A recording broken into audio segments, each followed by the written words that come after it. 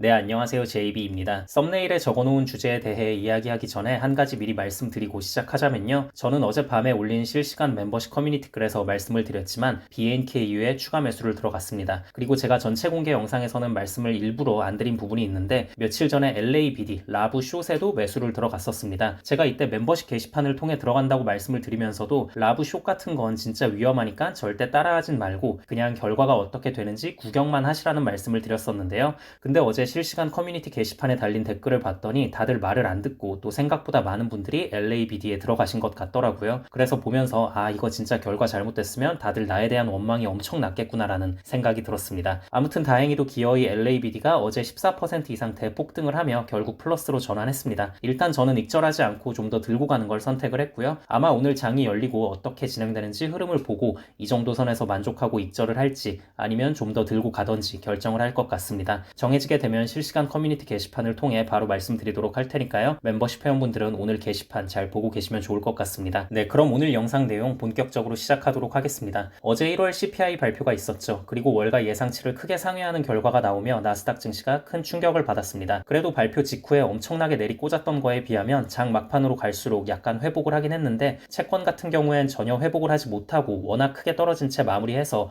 불안함을 느끼는 분들이 많이 계실 거예요. 이거 인플레 추세가 바뀌는 건 아닌가 하고요. 근데 제가 드리고 싶은 말씀은요. 이번 1월 CPI 결과만 보고 그렇게 절망하고 앞으로 인플레가 다시 급격히 오른다고 판단하기엔 너무 성급하다고 생각합니다. 그 이유를 좀 말씀드려 보도록 할게요. 자, 이번에 CPI 수치 급등에 가장 크게 기여를 한 게 결국 서비스 항목과 주거비였습니다. 상품 쪽에서는 오히려 계속해서 가격이 하락하는 현상이 벌어지고 있어요. 중고차 가격이 한 달 만에 3.4%나 크게 빠졌고요. 의류 가격은 0.7% 하락, 에너지 가격도 0.9% 하락, 이렇게 좋게 하락하고 있습니다. 근데 그놈의 서비스랑 주거비가 계속 문제예요. 특히 주거비 같은 경우엔 파월 의장이 시간이 갈수록 결국 잘 잡힐 것이라고 얼마 전에도 이야기했었는데 이번에 크게 반등하면서 헤드라인 물가 상승의 3분의 1을 주거비 상승이 차지하게 됐습니다. 그럼 도대체 서비스와 주거비가 왜 이렇게 크게 상승했을까? 이유를 들여다보자면요. 일단 결정적인 이유가 1월 CPI 수치이기 때문에 그렇습니다. 서비스 항목들은 1월에 가격을 쫙 다 인상하는 경향이 있어요. 예를 들어 의료비라던가 자동차 보험료나 수리 가격이라던가 이런 것들 보면 마치 짝이라도 한 듯이 사회 전체가 1월에 가격을 다 같이 크게 올립니다. 하다못해 애들 다니는 유치원 비용, 이것도 서비스 인플레 측정 항목 중 하나거든요. 이것도 보면 유치원 원장들이 새해에 연락 한번 쫙 돌리지 않습니까? 새해 복 많이 받으세요로 시작하면서 뭐 새해를 맞아 치솟는 물가 상승률과 어쩌고 저쩌고 얘기하면서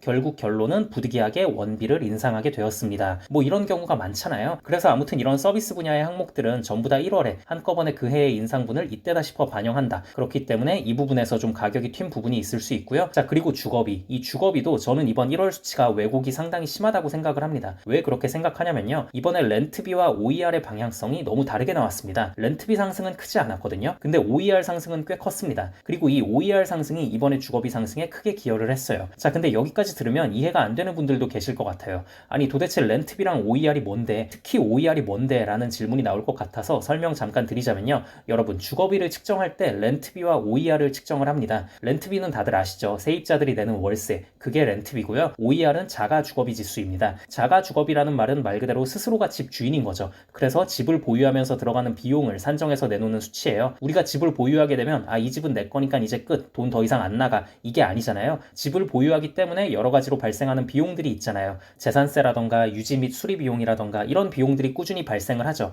아무튼 그래서 OER을 측정할 때 이것들만 측정하면 모르겠는데 여기에 또 어떤 항목을 측정하냐면요. 월세를 측정합니다. 그러니까 집주인 입장에선 내 집이라서 실제로 따로 월세 비용이 빠지는 건 아니지만 만약 이 집을 누군가에게 월세를 준다면 얼마로 책정할 것인가 하는 항목이 들어있어요. 그래서 아무튼 이 집주인의 개인적인 판단에 의한 월세를 또 측정을 하는 거예요. 자, 근데 지금 얘기 딱 들어봐서 아시겠지만 타인과 돈이 실제로 오가는 거래 방식이 아니기 때문에 이 항목 측정은 상당히 주관적일 수밖에 없죠. 그냥 집주인들 스스로가 나는 우리 집 월세 200만 원에 측정해 놓을 거야. 나는 우리 집 월세 1000만 원으로 측정해 놓을 거야. 라고 하면 그냥 그게 가격으로 잡히는 거예요. 어차피 뭐 실제로 내놓을 것도 아닌데 뭐 라고 생각을 할 수 있죠. 그래서 이게 실제 시장에서 거래되는 가격과는 차이가 있을 수밖에 없다는 겁니다. 왜냐면 집주인 입장에선 당연히 자기들 집 가격이 떨어지기를 원하지 않으니까 최대한 높게 책정을 해두려고 하겠죠. 또 하필 이번에 새해를 맞아 1월이고 하니까 다른 서비스 가격들 인상한 거에 맞춰서 OER 수치도 급등하게 되며 주거비 상승에 크게 기여했다고 보는 게 맞을 것 같습니다. 그래서 아무튼 이번 CPI 주거비 항목을 보면 렌트비 상승률은 0.36%가 나오면서 오히려 2021년 8월 이후에 가장 적게 오른 수치가 나왔거든요. 이걸 보고 전문가들도 판단한 하기를 한두 달 정도는 렌트비와 OER이 다른 양상을 띌 수도 있겠지만 결국 렌트비의 방향성을 따라가게 될 것이라고 보고 있습니다. 그리고 이것 말고도 사실 의료비 부분도 그렇고 여러 가지 더 드리고 싶은 말씀들이 많이 있는데요. 이게 또 너무 영상이 길어지면 안 되니까 추후에 기회가 되면 이야기해 보도록 하고요. 아무튼 결론은 어제 CPI 수치로 너무 걱정하기엔 조금 이른감이 있다. 향후 추세를 좀 더 지켜보자라는 말씀 드리고 싶습니다. 그리고 제가 영상 초반에 말씀드렸다시피 저를 따라서 며칠 전 LABD 라브숏을 매수한 멤버십 회원분들은 오늘 밤 실시간 커뮤니티 게시판을 잘 보고 계시면 좋을 것 같습니다.